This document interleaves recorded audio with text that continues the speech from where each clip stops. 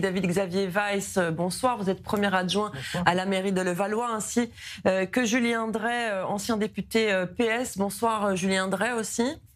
Bonsoir. Alors vous aussi, vous avez, messieurs, réagi sur les réseaux sociaux. Je vous ai un peu suivi toute la journée pour voir quelle était votre réaction. Alors chacun à votre tour, vous allez nous le dire. La première publication d'Olivier Faure, finalement, n'est pas tellement surprenante. Bon, appelé à hisser des drapeaux palestiniens sur les mairies. Je dis pas que c'est une bonne chose, mais ce n'est pas étonnant. Par contre, le deuxième tweet qui parle du Nouvel An juif et de l'an 1 des Palestiniens, que si on ne reconnaît pas, on sème la mort, etc. C'est un peu plus étonnant ou pas? On va commencer par Julien Drey. Moi, c'est la totalité qui... je ne fais pas la distinction entre le premier tweet, le deuxième tweet, surtout que le premier tweet était adossé à des photos de ce qui s'était passé en Espagne dimanche, et où on valorisait le fait que le Tour d'Espagne n'avait pas pu se finir et que les partisans du Hamas avaient empêché le déroulé de ce tour. Moi, je pense que ce qu'a fait Olivier Faure est extrêmement grave du point de vue de la manière dont les choses sont exprimées. C'est la première fois qu'on s'en prend, non pas simplement à l'État d'Israël, au gouvernement, mais à tous les juifs du monde. Parce que le Nouvel An juif, c'est pas la fête d'Israël, c'est la fête de 18 millions de juifs et de juifs dans le monde. C'est une pratique rituelle. Et on leur dit, quand vous faites ça, vous devez penser, vous devez faire génuflexion devant quoi? Devant, je dirais, le combat que veut mener Olivier Faure au nom de je ne sais quelle justice, etc. Donc, c'est pour moi, non pas simplement indécent, mais je dirais même pour un socialiste, c'est une rupture avec l'histoire même du Parti socialiste. Et vous savez, ce qui m'attriste aujourd'hui, ce soir, à l'heure où je vous parle, c'est que pour l'instant, aucun premier secrétaire du Parti socialiste que j'ai interpellé depuis ce matin n'a trouvé le temps de faire un tweet pour condamner cela. Et je me dis, quel chemin parcouru par tous ces gens-là qui essayent de détourner leur regard de cette proposition qui est une insulte à l'histoire du judaïsme et à l'histoire du peuple juif. David Xavier Weiss, il y a eu beaucoup de réactions, alors forcément pas du Parti socialiste comme vient de nous le dire Julien Drey. Votre réaction à ces publications d'Olivier Faure? Le vrai problème, c'est qu'il a essentialisé, comme ça a été dit d'ailleurs par plusieurs personnes, essentialisé les juifs du monde entier, comme vient de le dire Julien Drey, les 18 millions de juifs qui existent, qui vont fêter le Nouvel An dans une semaine, avec une forme de menace. Si vous fêtez Rosh Hashanah, eh bien, vous aurez sur la conscience le fait qu'il n'y ait pas d'État palestinien ou qu'il y ait X milliers de morts à Gaza. Encore une fois, il oublie, bien sûr, et on ne va pas refaire le débat sur la responsabilité du Hamas, mais au-delà de ça, c'est essentialiser les juifs et c'est faire un amalgame entre les juifs du monde entier, les Israéliens, le gouvernement israélien et Benjamin Netanyahou.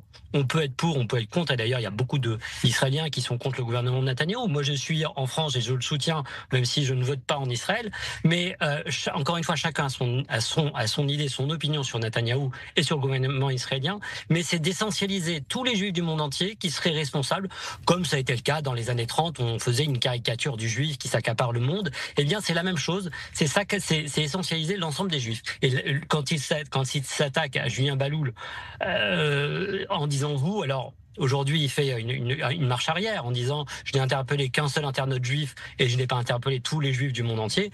Peut-être, c'est son point de vue, mais quand on voit que ce soir, il se fait même rattraper par la police, si je puis dire, par Jean-Luc Mélenchon, qui le sermonne pour trop d'antisémitisme au second degré, ça en devient quasi risible et cocasse quand même. Julien Drey, est-ce qu'on peut dire que le Parti socialiste, finalement, se rapproche de plus en plus des LFI, au tel point qu'il pourrait presque même se marier avec la LFI? C'est mon regret, c'est qu'il y a quelques semaines, on se disait que peut-être qu'enfin la direction du Parti socialiste avait compris l'impasse dans laquelle elle s'était mise dans cette alliance contre nature avec la France insoumise et donc avec toutes les forces islamistes, parce que la France insoumise n'est qu'aujourd'hui un élément de la force islamiste dans le monde qui mène sa campagne de conquête. Eh bien, on pouvait penser qu'ils avaient tiré des leçons, mais ils n'ont tiré aucune leçon.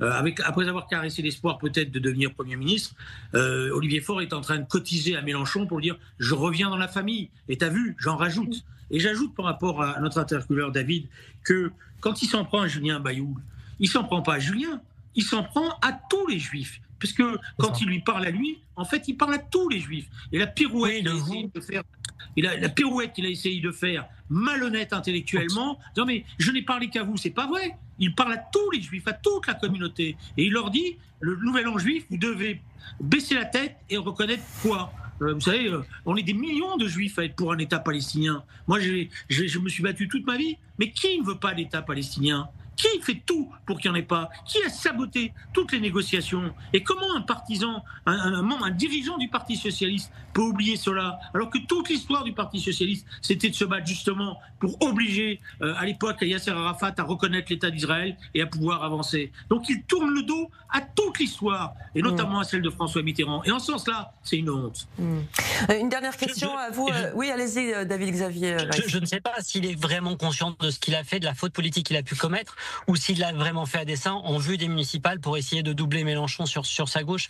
Mais quelles que soient les motivations profondes de ce tweet, et c'est une vraie faute politique, parce que il se défend de tout dérive antisémite. C'est une insulte, quoi qu'il en soit, c'est une insulte à tous les juifs du monde entier. C'est une insulte aux juifs français. Et c'est une insulte même, et comme le disait Julien, à tous ceux qui, à gauche, et je ne fais pas partie de cette gauche, mais tous ceux qui se sont battus à gauche pour une solution à deux États, pour une meilleure concorde entre les différentes communautés nationales, eh bien, c'est une insulte à toutes ces personnes-là. En tout cas, merci beaucoup à tous les deux d'avoir accepté d'être avec nous sur A24 News dans ce Prime. Merci beaucoup. Merci à vous. Merci à vous.